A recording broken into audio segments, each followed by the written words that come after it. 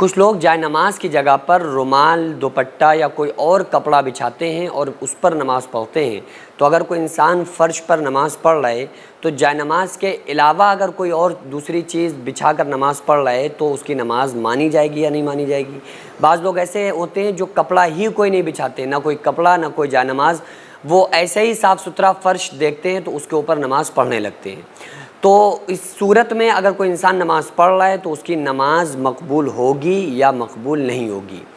دیکھیے، جو نماز پڑھنے کی جو صورتیں ہیں اور نماز کے جو شرائط ہیں، کوئی بھی فرض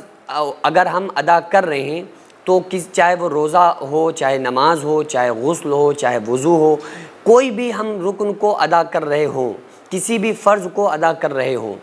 اس میں سب سے پہلے یہ دیکھا جائے گا کہ اس میں جو فرائض ہیں وہ فرائض ادا ہو رہے ہیں یا نہیں ہو رہے ہیں، یا جو نماز کے شرائط ہیں وہ شرائط پورے ہو رہے ہیں یا نہیں ہو رہے ہیں۔ اگر وہ شرائط پورے ہو رہے ہیں تو پھر آپ کی نماز ہو جائے گی۔ شرائط میں ایک شرط بھی چھوٹ جائے تو آپ کی نماز نہیں مانی جائے گی، پھر آپ نماز کو کتنی بھی خشوع اور خضوع کے ساتھ پڑھ لیں۔ لیکن جو چیزیں شرط ہیں ان کا ادا کرنا ضروری ہے، جو ایسی شرطیں ہیں کہ بھئی نماز جس کے بغیر جائز ہی نہیں ہے، جس کے بغیر نماز ہوگی ہی نہیں، یعنی کہ نماز پڑھنے کے لیے جو چیزیں شرط ہیں، جن کو شرائط نماز کہا جاتا ہے۔ میری اس پر مکمل ایک ویڈیو موجود ہے فرائض نماز اور شرائط نماز پر، کہ نماز میں کون کون سی چیزیں فرض ہیں، کون کون سی چیزیں واجب ہیں اور کون کون سی چیزیں شرط ہیں جس کے بغیر نماز نہیں ہوتی ہے۔ تو آپ اس کو جا کر دیکھ لیں یوٹیوب پہ، تو انشاءاللہ تعالیٰ آپ کو وہ مکمل طریقہ اور شرائط اور واجبات اور مستحبات ساری چیزیں آپ کو مل جائیں گی۔ یہاں میں آپ لوگوں کو یہ بتانے والا ہوں کہ اگر کوئی انسان بغیر جائے نماز کے نماز کو ادا کر رہا ہے تو اس کی نماز مانی جائے گی یا نہیں مانی جائے گی؟ دیکھیں، ان میں نماز کے جو شرائط ہیں نا، اس میں ایک خاص شرط یہ ہے کہ جگہ کا پاک ہونا۔ تو جگہ کا پاک ہونا،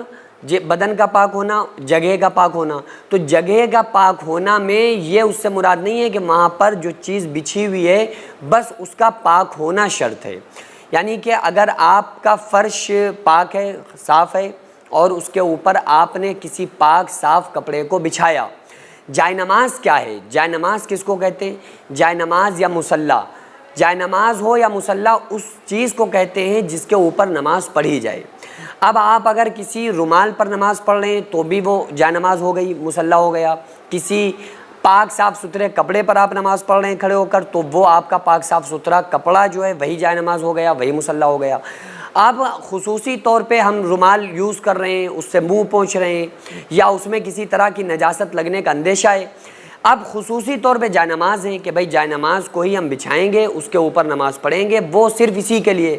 یہ بالکل ایسے ہی ہے کہ اگر ہم گھر میں نماز پڑھیں تو نماز ہو جائے گی، اگر ہم سڑک کے اوپر نماز پڑھیں تو نماز پڑھنا جائز ہے مجبوری کی حالت میں، اگر ہم کھیت پر نماز پڑھیں تو بھی نماز پڑھنا جائز ہے، اگر ہم کسی بھی دنیا کی پاک سرزمین پر زمین پر کھڑے ہو کے نماز پڑھیں تو نماز کا پڑھنا جائز ہے۔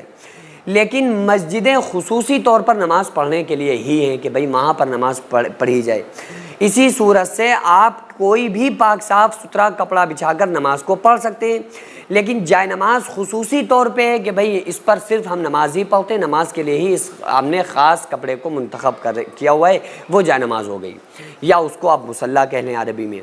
تو بہرحال اگر آپ نے کوئی کپڑا نہیں بھی بچھایا ہے مجبوری میں، بہتر یہی ہے کہ کپڑا بچھا لیا جائے۔ نہیں بھی بچھایا ہے، اگر پاک صاف ستھری جگہ ہے تو اس پر بھی آپ نماز پڑھ سکتے ہیں، نماز پڑھنا جائز ہے، کوئی پرابلم نہیں ہے۔ سینکڑوں ایسے غریب پریوار جو فاقہ کر کے زندگی گزار رہے ہیں، اور بہت سے ایسے مجبور لوگ جو غربت کی وجہ سے بیماریوں سے جوجھ رہے ہیں اور ان کے پاس علاج کرانے کے لیے بھی پیسے نہیں ہیں، تو ان غریب فیملیز کو ہر مہینے ہماری سوسائٹی راشن دیتی ہے اور ان غریبوں کا فری میں علاج کراتی ہے۔ تو آپ لوگ ہمارے ساتھ مل کر ان بیوہ عورتوں اور یتیم بچوں کا سہارا ضرور بنیں اور ان کے راشن اور دوا علاج کے لیے زیادہ سے زیادہ تعاون کریں، اور یہ ارادہ کریں کہ غریب کے بچوں کو انشاءاللہ بھوکا نہیں سونے دیں گے، اور ہر ہفتے ہر مہینے آپ لوگوں سے جو بھی ہو سکے آپ تعاون ضرور کریں۔ ان کو 10 سال سے جو لوگ بستر پر پڑے ہوئے ہیں، انشاءاللہ تعالی ہم سب مل کر ان غریبوں کا علاج بھی کرائیں گے، اور ہر مہینے انشاءاللہ تعالی ان غریبوں کو ہم راشن پہنچائیں گے۔ یہ سوسائٹی کا اکاؤنٹ نمبر ہے اور یہ اسکینر ہے، آپ لوگ اس اکاؤنٹ پر یا اس اسکینر کے ذریعے آپ غریب فیملیز کی ہیلپ کر سکتے ہیں۔